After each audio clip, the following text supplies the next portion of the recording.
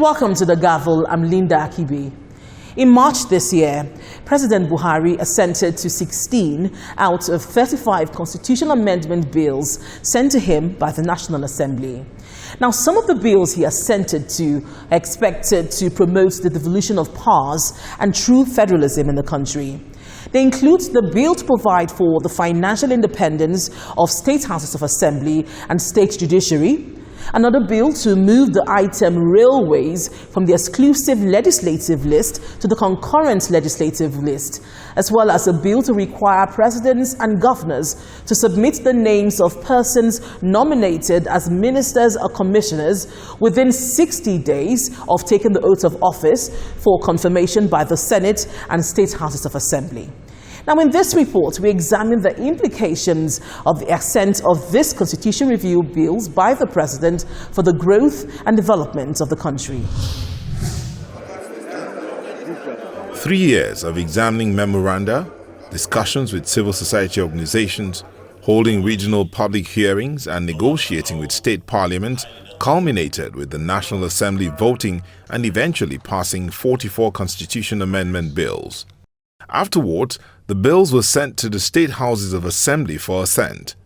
They lingered in the state assemblies for months before 35 bills were eventually passed by the state parliament and finally sent to President Buhari for assent. Some of the bills he assented to deal with devolution of powers and promote true federalism.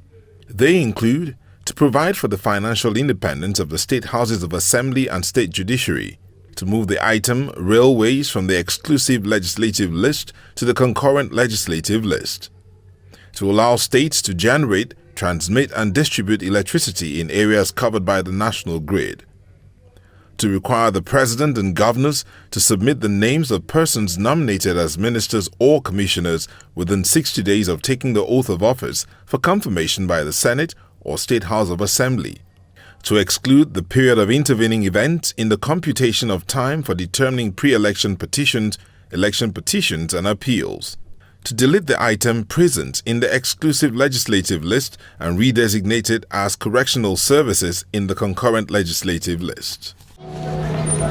Some Nigerians applaud the passage of these constitutional bills, which they say will boost the economy.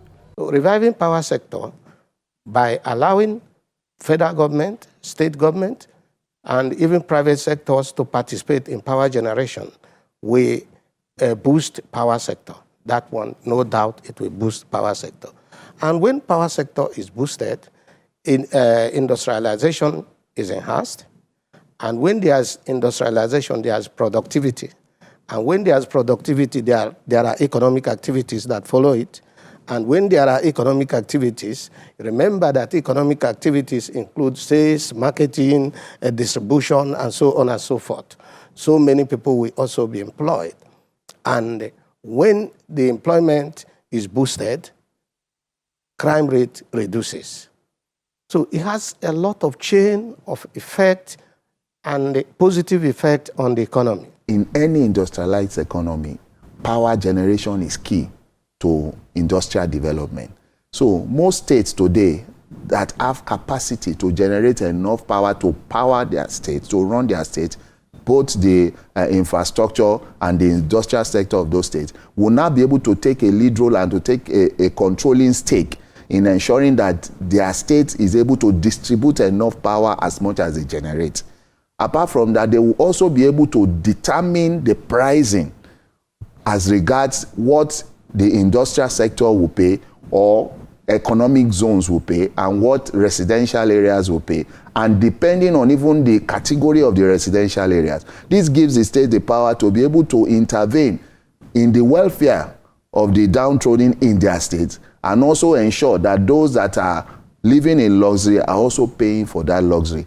And it will also be able to help Nigeria to achieve what we have not achieved in a long time, that is having 24-hour power generation, which is possible if states take over generation and distribution, because there is no cut in power. So when we have private sector initiative into power generation and distribution, it helps the areas that they concentrate on to be able to enjoy uninterrupted power supply, and also to be able to do their business to the fullest. And each side, both the private sector generating and distributing, and the companies that are subscribing and the residential areas that are subscribing, will enjoy maximum benefit from it. I think it's actually a very significant law for changing the constitutional dimension of this electricity business. But the impact on supply, impact on financing, impact on expansion of capacity is not going to be driven because of a new law. The commercial, economic, technical, and regulatory issues will be what will drive up quality of service and quantity of supply in the short to medium term. So this law in the short to medium term might have some feel-good factor. They may not really translate to improvement. Again, we need to now look at this law and translate it into technical terms, into financial terms, and ask ourselves, what will be the implication? It can actually confuse, constrain, and even overmanage, undermine in the short to medium term expansion and improvement in efficiency. Because you could have, we are discos that span 5 states, 6 states, might be subject to multiple and sometimes conflicting regulation. I think the area that really states should focus on now is generation. When I was NEC chairman, we established the embedded generation rule. We set up the embedded distribution regulation. So states actually, as they exist now, have the capacity to improve distribution, either by embedding power in the districts or even taking over unconnected or poorly serviced area and using a business model, get new distributors to come and distribute in those unconnected or hugely underserved areas, and in a way break the monopoly of the existing discos. And of course, they can also make investments in transmission and distribution under arrangements that allow their states to have better and more power supply. The Lagos State Governor, Mr. Babajide Sanwo-Olu, is particularly pleased with President Buhari's assent to the constitutional bill which allows states to generate, transmit and distribute electricity. He says the bill will create a Lagos electricity market, leading to increased access to electricity, investment and job opportunities. States like Akwa Ibom, which have been given license by the Nigerian Electricity Regulatory Commission for independent power distribution, will also be excited about the assent to this constitutional bill. For a legal practitioner, the bill to provide for the financial independence of state houses of assembly and state judiciary is a step in the right direction. It will allow the states to regulate or pass laws that will encourage competition, encourage establishment of airports. And of course, I know federal government has agencies that will look into these airports if they are proposed and ensure that they are in the right condition and that they meet certain standards. And then, of course, with the issue of security, you know that once there is anything within the sphere of concurrent lease that the federal and the state government can legislate, the Constitution says outrightly that once the federal government passes law and it has any conflict with that of the state, that of the federal government overrides it. You understand? So if that is allowed, and then the proper mechanism is put in place to checkmate those laws passed by the state government to make sure that they concur with that of the federal government, there is nothing wrong with that. It's going to go a long way in liberalizing our aviation industry and making it more conducive for competition.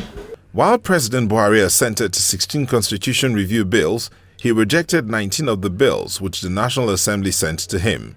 Some of the bills not assented to include to summon the President and governors of the state to answer questions on issues on which the national and state houses of assembly have the powers to make laws, to require the government to direct its policy towards ensuring rights to food and food security in Nigeria, to move airports from exclusive legislative list to the concurrent legislative list, to establish the Office of the Accountant General of the Federal Government separate from the Office of the Accountant General of the Federation, to provide for a State of the Nation and State of the State address by the President and governors, to specify the period within which the President or the Governor of a state shall present the appropriation bill before the National Assembly or House of Assembly, to include former heads of the National Assembly in the Council of State, to move fingerprints, identification and criminal records from the exclusive legislative list to the concurrent legislative list, to empower the Revenue Mobilization, Allocation and Fiscal Commission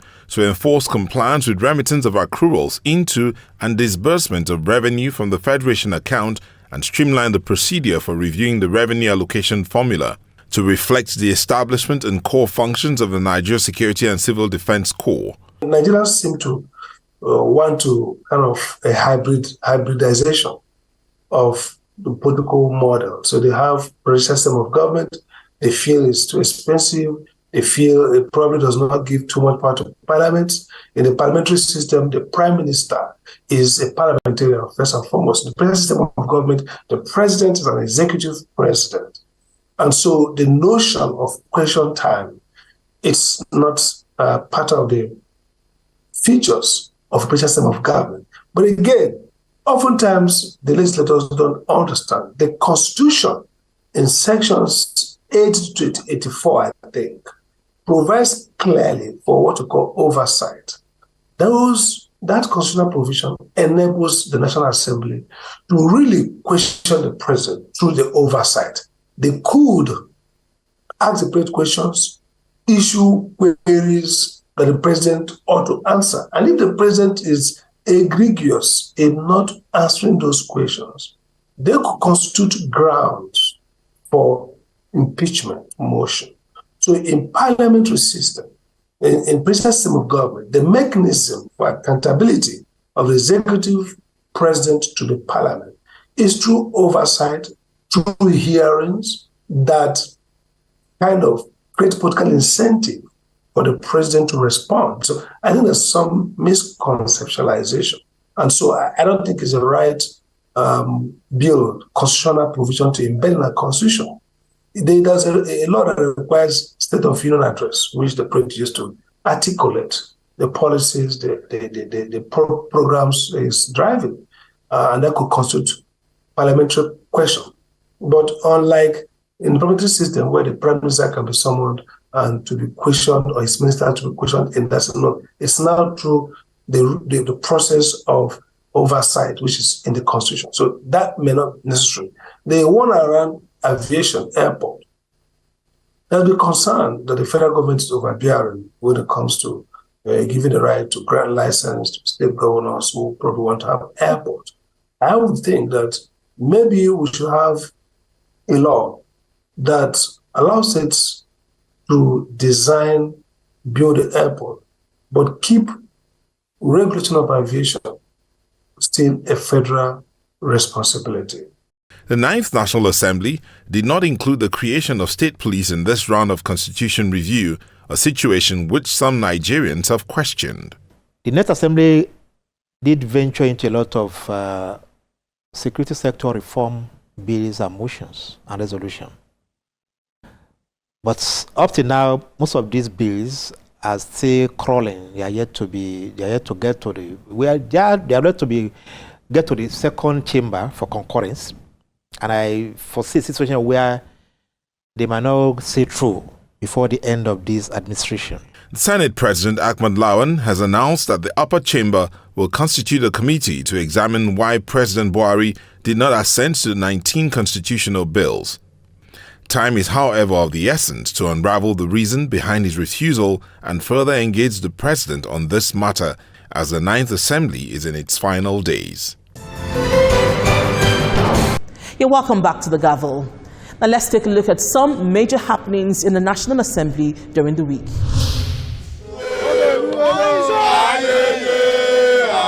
Members of a whistleblower network converged at the main entrance of the National Assembly on Tuesday, April 11, to protest against an ad hoc committee of the House of Representatives investigating alleged 48 million barrels stolen crude oil later sold in China. The protesters carried banners and placards with inscriptions denouncing the setting up of the ad hoc committee by the House of Representatives when the crime, according to them, is already being litigated against in the court of law. Addressing journalists, the leader of the group, Mr. Joseph Umor, says the investigation of the House ad hoc committee on illegal sale of 48 million barrels of stolen crude oil, later sold in China at $2.4 billion, was unnecessary since it was already being litigated against in the court of law. He further says the whistleblowers did not file any petition to the National Assembly for any investigation or hearing, neither were they called as witnesses to testify during the hearing. There are two court matters intended in the FCT High Court led by the Federal High Court against Malam Melami Kayari, NNPC Limited Group CEO, to account for the process of the sales of the stolen crude oil in the National Assembly. The protest does not deter the House of Representatives from continuing with its investigation into a whistleblower's allegation of illegal sale of 48 million barrels of Nigeria's Bonny-Light crude in China in 2015, valued at $2.4 billion. But the Speaker, through his representative, is concerned about the safety of the whistleblower. The policy is without statutory backing and the receipts and expenditure of these proceeds. It does appear to conform with the constitutional provisions, and the payment of compensation does not appear to be somehow transparent. Let me state emphatically that while whistleblowers who may have volunteered information to this Honorable House will receive the maximum legislative protection and confidentiality. One of the agencies invited is the Code of Conduct Bureau and is represented by a former member of the House and present Federal Commissioner at the Bureau. After 7 years, we are still where we are. I have been talking, I have been speaking. That is not the issue. It is the will, the commitment to see that Nigerian resources that have gone to global destination should be brought back to Nigeria. The motion you then move in the 8th Assembly was the investigation concluded, and if it's concluded, so that we'll be able to have it as a referral document, the clerk can get that report that was laid. Investigation, to the best of my knowledge, was perfectly done, and it was brought to the Committee of the Whole as I did. Whether it was unanimously passed is what I cannot recall. The committee then extends further invitation to all relevant ministries, departments and agencies, while accusing the Minister of Finance of violating the whistleblower's policy. If there are recoveries being made from whistleblower revelations, we expect those monies to be paid into the accounts of the Federation as required by law. And if any expenditure is to be made, it should come through the National Assembly. But that does not appear to be the case, and we are inviting the Honourable Minister of Finance, the Attorney General of the Federation, the Secretary of the Government of the Federation, and all other stakeholders involved in the implementation of the whistleblower policy to appear before the committee. The investigation continues, even amid concerns as to the extent of thoroughness that is expected and speed of implementation of resolutions from the findings, considering that the 9th Assembly will be rounding off in less than 2 months. The Speaker of the House of Representatives, Mr. Femi Gbajabiamila, has expressed dissatisfaction with the level of construction work on the permanent site of the National Institute of Legislative and Democratic Studies. Speaking during an on-the-spot assessment of the project in Abuja, Mr. Gbajabiamila says President Muhammadu Buhari will commission the 50 billion naira project situated along the airport road in Abuja in 30 days. It shouldn't be a problem in terms of completion in the next 30 days. That's the way I look at it. Yeah, I'm very disappointed that we're still at this stage and that there's nobody working. The permanent site of the institute is estimated to cover over 50 billion naira. Channels Television's attempt to speak to the project coordinator from Julius Berger did not succeed. However, off the camera, he states that the company is still owed a substantial outstanding amount of the contract. whichever is going to take them for them to do something between now and the next 30 days, I expect them to do it. I think we have something in the budget for this year. And you don't say because until that money drop into your accounts before you start work. That is not how things have been done. I think the problem with Just Beggar is that they are having so many projects outside Abuja. They have so many projects in Port Harcourt, so many projects, and because of that, they try to now abandon, and renege on the promises they made to some projects in the Federal Capital Territory. I want to believe what the Speaker has spoken, and we're having a meeting after Salah, and he has given the marching order that they should come back to site and do something substantial between now and the next 30 days. I want to believe they will do something. We can't just leave this project like this for years. Federal government has done the needful, at least by putting something in the budget, and we are still speaking with federal government again. The executive, you can get some intervention fund, to add to what is in the budget now. So I think we have no renege. We have done the needful. We know what the country is facing in terms of economic crisis, and again, whatever they need to do in terms of procurements, and importations of certain components of the project, I think they should do it. The institute is established to strengthen the legislative capacity of federal lawmakers. Thank you so very much. At a separate event in the National Assembly, the President of the Senate met with the management of the National Assembly Service Commission, where he emphasized the need for the Commission and the National Institute for Legislative and Democratic Studies to build the capacity of first-time legislators who will make up a significant number in the 10th Assembly. We must make provision immediately for capacity building for members of the National Assembly that will be new, if we want to achieve our goals and our set targets. Everybody is enthusiastic, everybody is ready, we are all feeling beautiful. We want to come in and continue to build on making Nigeria better. But the parliament is not like the executive. And therefore, I'm using this channel to sound that advisory already, that the National Assembly will need money, will need more resources for capacity building for members of the National Assembly that are coming, as well as those staff that we will be working with.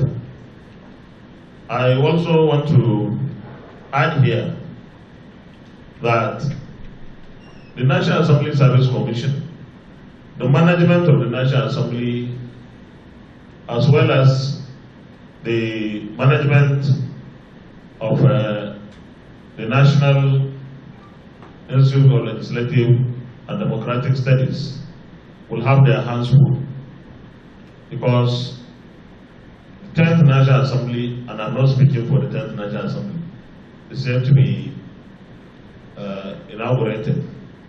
But I know, having met